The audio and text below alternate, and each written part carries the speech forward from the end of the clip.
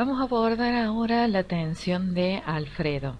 La idea es que el caso nos permita ir armando algunas lógicas y dilemas partes del algoritmo que Alfredo nos va proponiendo, ¿sí?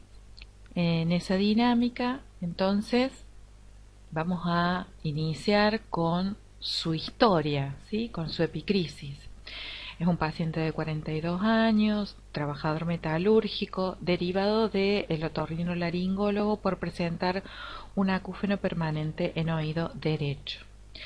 El médico informa que sus membranas timpánicas no presentan ninguna particularidad e indica audiometría, logoaudiometría e impedanciometría. Ante la posibilidad de entrevistar a este paciente, él refiere que escucha bien de ambos oídos, pero usa más el teléfono del lado izquierdo, siente más nítido y cómodo el uso desde ese lado. No presenta síntomas otológicos, dolor de oído, sensación de oído ocupado, apunamiento, autofonía. No presenta tampoco trastornos hereditarios relacionados con la audición. Y refiere que hace 3 años está dentro de la estructura de la empresa usando un balancín y que ocasionalmente usa sordines provistos por la empresa. En el SADAI se le realiza y el score final presenta un nivel de 90 puntos. Vamos a leer entonces el resultado del estudio y después vamos a empezar a desmenuzar cómo se hizo este estudio. Tenemos una audiometría que presenta dos curvas, una con un comportamiento compatible con una normoacusia como es la del oído izquierdo, y en oído derecho se observa una hipoacusia neurosensorial con una presencia de un escotoma, y esta mención hace de que nos muestra una característica particular en una zona de la curva audiométrica, manifestando un escotoma a 4000 Hz. Esta asimetría muestra además que la audiometría fue lograda con estrategias de ensordecimiento puntualmente en la toma de el 4000 tanto para vía aérea como para vía ósea del oído derecho, por presumir traslocación en oído izquierdo.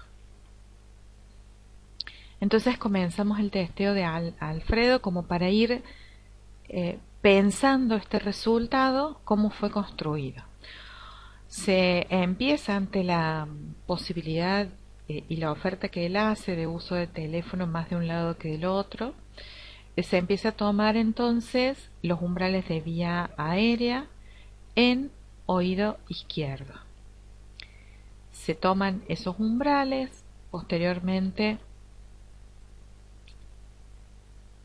se toman los umbrales de vía aérea de oído derecho y se observa ya en esta instancia una diferencia cualitativa con una distancia de por lo menos 40 decibeles en el registro del 4000 Hz entre ambas vías aéreas.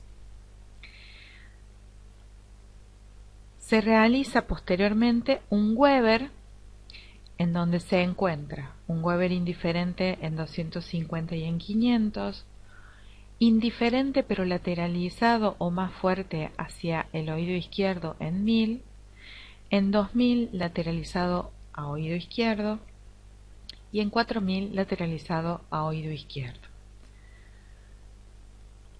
Ante esta situación en donde yo tengo un Weber que claramente predomina la mejor conducción coclear y encuentro una distancia en una de las frecuencias que me hace sospechar la posible participación de oído izquierdo en el testeo de oído derecho para el 4000, determino una estrategia de intervención de ensordecimiento de la vía aérea de oído izquierdo para volver a tomar el oído derecho, solo en la frecuencia 4000.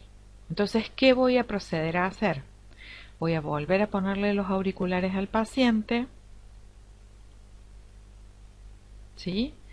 Voy a volver a ponerle los auriculares al paciente.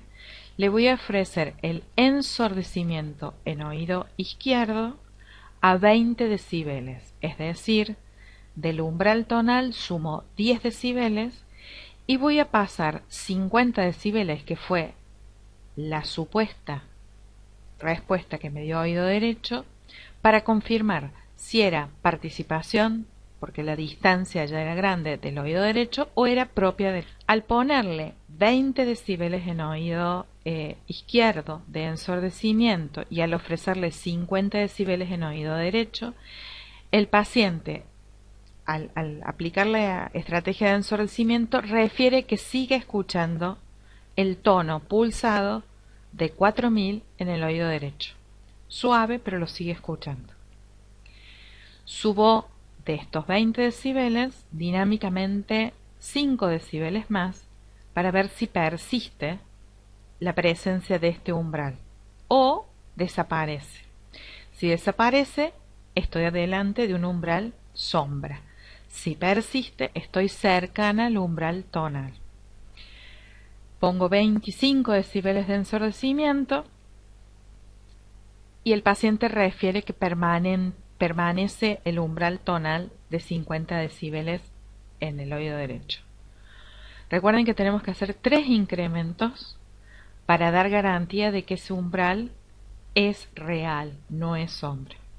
Entonces tengo que subir otro incremento más, entonces pongo 30 decibeles del oído izquierdo y el paciente me sigue diciendo de que sí, sigue presente, que acá de este lado, del lado izquierdo, el sonido aumentó, pero todavía escucha suavecito el pi, pi, pi, pi del tono.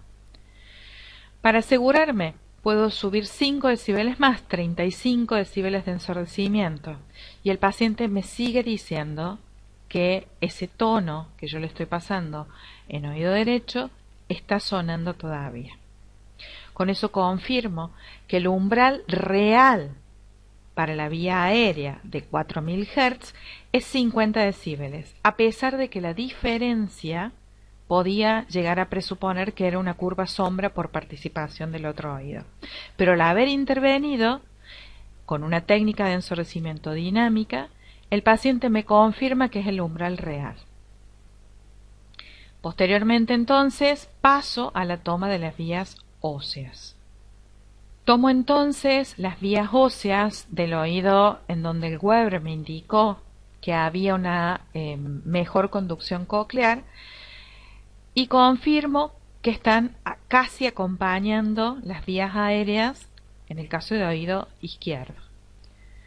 Paso entonces a la toma de las vías óseas de oído derecho y confirmo que prácticamente acompañan, excepto por la presencia de un registro de 10 decibeles para la vía ósea en relación al 4000 Hz de oído derecho. Mi presunción es que hay una fácil comodidad para las bajas intensidades para que la vía ósea del 4000 esté percibida por oído izquierdo. Es entonces presumible que esta respuesta de oído derecho a 10 decibeles de la vía ósea es una respuesta en espejo, ¿sí?, que no es real, que es fantasma o curva sombra. Por lo tanto, tengo que intervenir el testeo de la vía ósea del oído derecho con ensordecimiento contralateral, porque tengo claramente una mejor conducción coclear y puede ser que el oído mejor esté participando del testeo del oído peor. Bien, entonces el estudio toma otro cuerpo y otra dirección porque tengo que aplicar un ensordecimiento por la vía aérea al oído izquierdo, mientras que testeo la vía ósea de oído derecho para una sola frecuencia, que es el 4000. Entonces voy a proceder de la siguiente manera.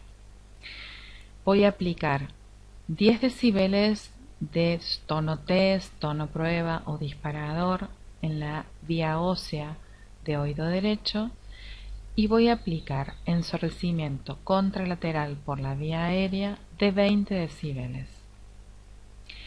Y ahí ocurre que ese umbral que se había registrado sin ensordecimiento desaparece.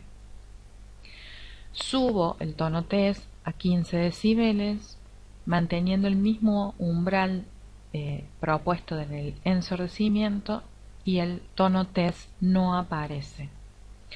Subo a 20 decibeles el tono test en oído derecho de la vía ósea, a 25 y a 30, y recién ahí el paciente dice que escucha suave el sonido en el oído derecho, por lo que al volver a aparecer el tono test tengo que aumentar el ensordecimiento de 20 decibeles a 25 decibeles por la vía aérea en oído izquierdo.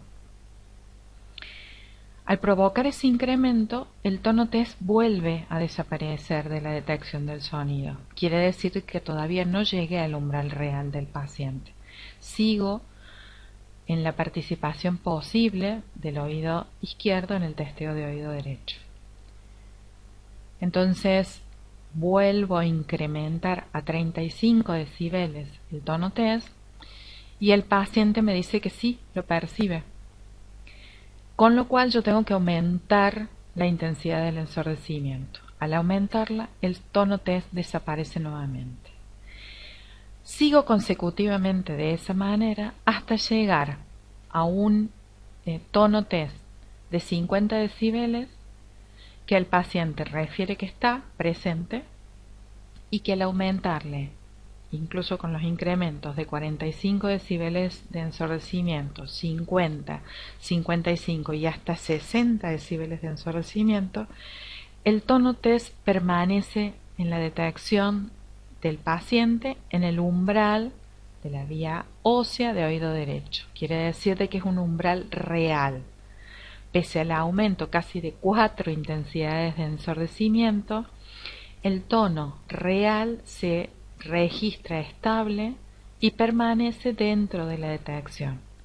Quiere decir de que tenía previamente, sin ensordecimiento, una participación muy importante en el testeo del oído mejor, que era el oído izquierdo, en el testeo del oído peor, específicamente para esta vía ósea, al tenerla con tanta desventaja. Es por tanto indispensable las maniobras de ensordecimiento para garantizar un resultado contundente, fidedigno y fisiológica y fisiopatológicamente pertinente. Para finalizar, volvemos a recuperar las curvas que dieron origen a este procedimiento y los resultados del mismo.